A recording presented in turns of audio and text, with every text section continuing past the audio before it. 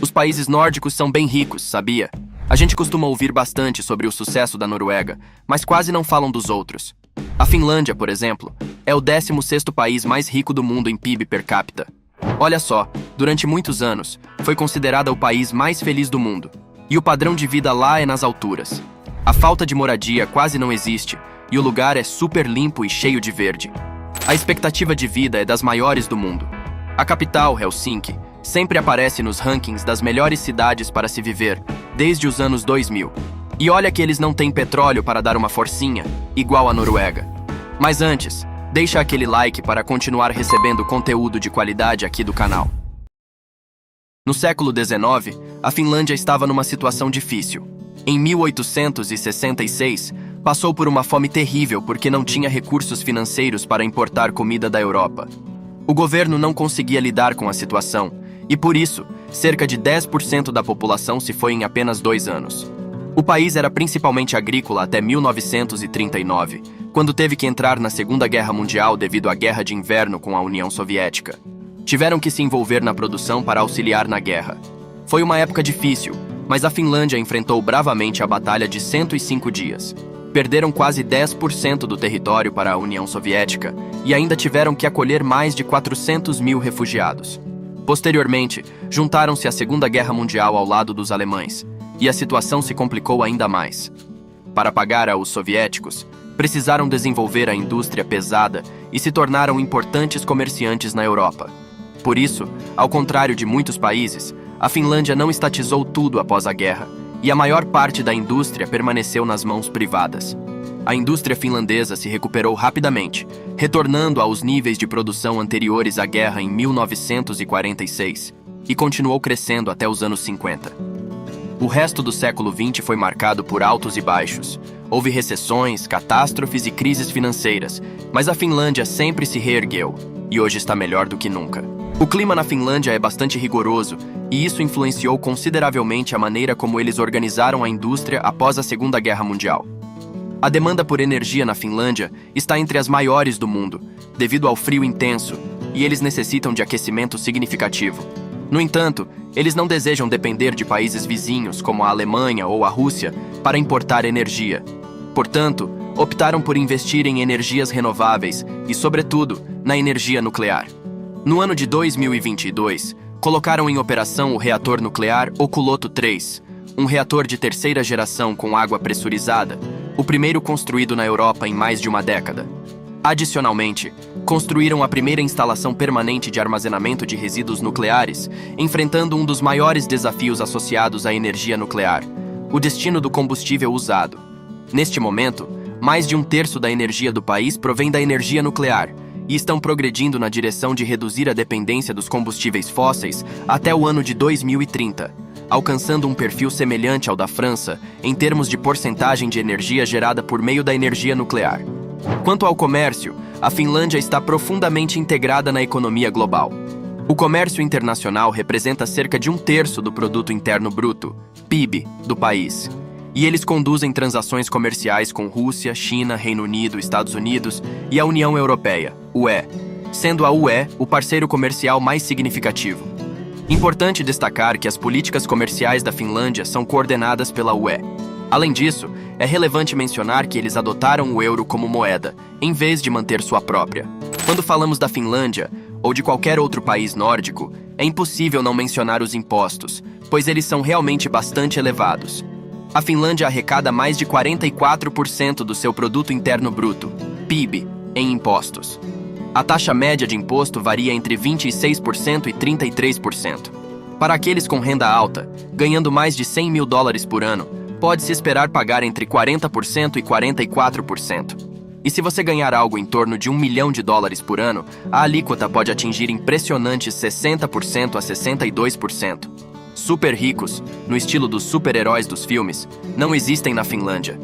Mas vale a pena porque a Finlândia possui um sistema de segurança social muito robusto, com muitos benefícios.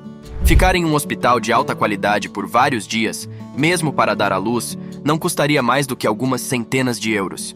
Os pais recebem uma cesta de bebê com praticamente tudo o que precisam para o primeiro ano de vida do filho. As políticas de licença parental são generosas para ambos os pais, e a qualidade geral da saúde é muito elevada e praticamente gratuita para todos. Muita gente por aí fala que os países nórdicos, tipo a Finlândia, são exemplos de países socialistas. Mas olha, a Finlândia não é socialista. Não segue aqueles princípios do socialismo que falam em tirar de todo mundo e dividir tudo igual. O motivo pelo qual a Finlândia não é considerada socialista é porque ela não segue os princípios centrais do socialismo. O socialismo é uma doutrina política e econômica que busca abolir a propriedade privada dos meios de produção, ou seja, fábricas, empresas e terras seriam de propriedade coletiva, não de indivíduos ou empresas privadas. Além disso, o socialismo busca a distribuição igualitária da riqueza, o que significa que todos receberiam uma parte igual dos recursos econômicos, independentemente de sua posição na sociedade. No âmbito econômico, o país tem um alto grau de liberdade econômica. Isso significa que o setor privado desempenha um papel importante na economia finlandesa. Empresas privadas podem ser de propriedade individual ou coletiva, e a competição de mercado é incentivada. No entanto, ao mesmo tempo, a Finlândia oferece uma ampla gama de serviços públicos financiados pelo governo, como educação gratuita, cuidados de saúde acessíveis e programas de previdência social. Esses serviços são mantidos por meio de impostos progressivos, onde aqueles que ganham mais contribuem com uma parcela maior de seus rendimentos para financiar esses programas. Um exemplo prático disso é o sistema de saúde finlandês. Embora existam hospitais privados na Finlândia, a maioria das pessoas depende do sistema público de saúde. Consultas médicas e tratamentos são acessíveis para todos os cidadãos, independentemente de sua renda. Isso significa que, se alguém precisar de atendimento médico, não terá que se preocupar com altos custos médicos. Além disso, a Finlândia é uma democracia parlamentar, com eleições regulares e a participação de diversos partidos políticos. Os cidadãos têm o direito de votar e escolher seus representantes no governo, o que é um princípio fundamental da democracia. Portanto, a Finlândia não se enquadra na definição estrita de socialismo, mas sim em uma forma de social-democracia ou capitalismo nórdico. Isso significa que eles combinam elementos de mercado livre com um sistema de bem-estar social abrangente, visando garantir um alto padrão de vida e igualdade de oportunidades para seus cidadãos. A Finlândia também investe pesado em educação, e o sistema de ensino deles não é apenas único, mas talvez o melhor do mundo. Dá uma olhada nisso. A educação é de graça, as escolas são incríveis, e o mais louco é que quase não tem aqueles testes chatos que a gente está acostumado. Os alunos são avaliados pelos professores, e olha só, todos esses professores têm mestrado.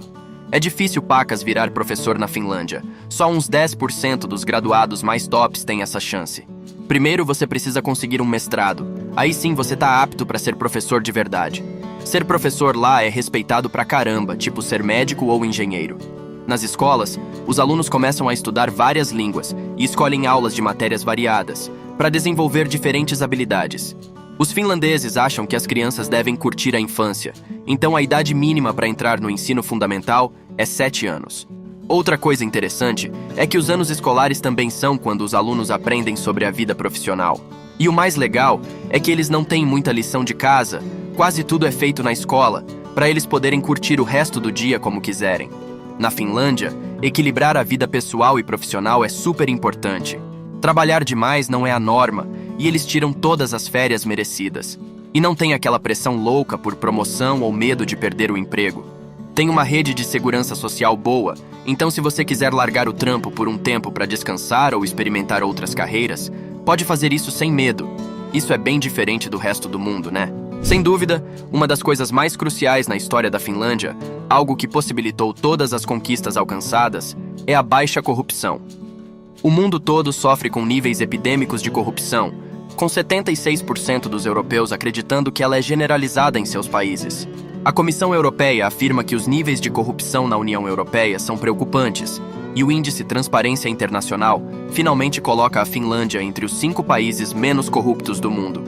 A opinião pública e outros índices globais corroboram a ideia de que a corrupção é um problema mínimo na Finlândia, e sempre foi assim. Na verdade, a maioria das pessoas na Finlândia não testemunha casos de corrupção envolvendo agentes públicos ou instituições em suas vidas cotidianas. Quando a corrupção é identificada, geralmente é atribuída a indivíduos ricos ou corporações. A razão pela qual a baixa corrupção é tão crucial é que mesmo que um país tenha boas políticas no papel, a implementação adequada se torna impossível quando a corrupção está disseminada. Eventualmente, em algum momento, alguém vai desviar recursos, a incompetência se torna flagrante, e se a corrupção for muito alta, os fundos destinados às pessoas não chegarão a elas. A Finlândia, embora não seja uma potência econômica nem rica em recursos naturais como algumas outras nações nórdicas, conseguiu prosperar porque eliminou a corrupção de seu caminho. Eles superaram as dificuldades iniciais, asseguraram uma alocação justa de recursos e não permitiram que a corrupção prejudicasse seu desenvolvimento. Isso demonstra claramente como a integridade e a ausência de corrupção podem ter um impacto positivo profundo em uma sociedade.